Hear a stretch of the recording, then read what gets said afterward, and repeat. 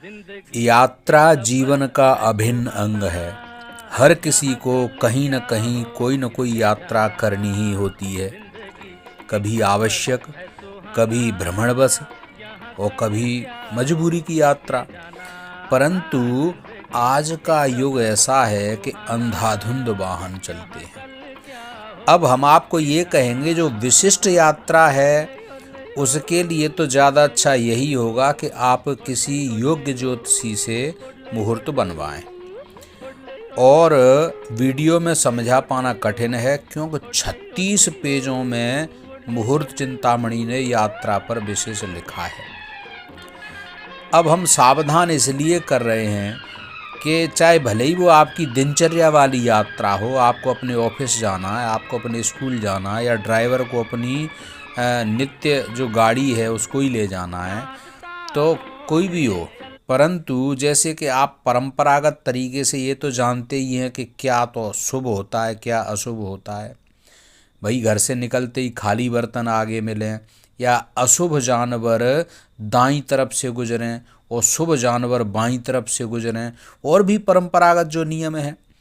तो यदि अगर ऐसा अपशकुन होता है तो साथियों क्या करना चाहिए कि आप यदि पहली बार अपशकुन हुआ है तो आप 11 प्राणायाम करिए और फिर चलिए आगे। और यदि दूसरी बार अपशकुन हुआ तो फिर आप 16 प्राणायाम करने के बराबर समय वहाँ पे बैठिए। अगर प्राणायाम करना आता है तो प्राणायाम करिए। इसके बाद तीसरी बार भी यदि अपशकुन होता है तो फिर आप यात्रा कैंसिल कर दीजिए। ये आपके भले के लिए है, चाहे कोई भी हालत हो। तो इसलिए साथियों, यात्रा पर बहुत लिखा है हमारे ऋषियों ने। यात्रा बहुत सावधानी का विषय है। आप आजकल देख लो कितने एक्सीडेंट हो रहे हैं रोज़। फरकच्चे उड़ जाते हैं गाड़ियों के, चाहे आपका निजी वाहन हो चाहे आपका सामूहिक वाहन हो। परंतु यात्रा के नियमों से यदि आप चलेंगे तो आप बड़ा लाभ उठाएंगे।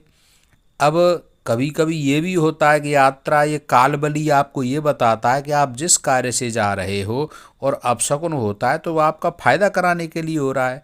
आप जिस किसी व्यक्ति से मिलने के लिए जा रहे हो तो सकता है कि वह व्यक्ति आपको मिले ही ना। इसलिए आप घर से निकलते ही आपके ऐसे बहुत सारे विचार हैं। हम आपको कई वीडियो के द्वारा और माध्यमों से भी, स्वर विचार से भी आपको बताएंगे। जय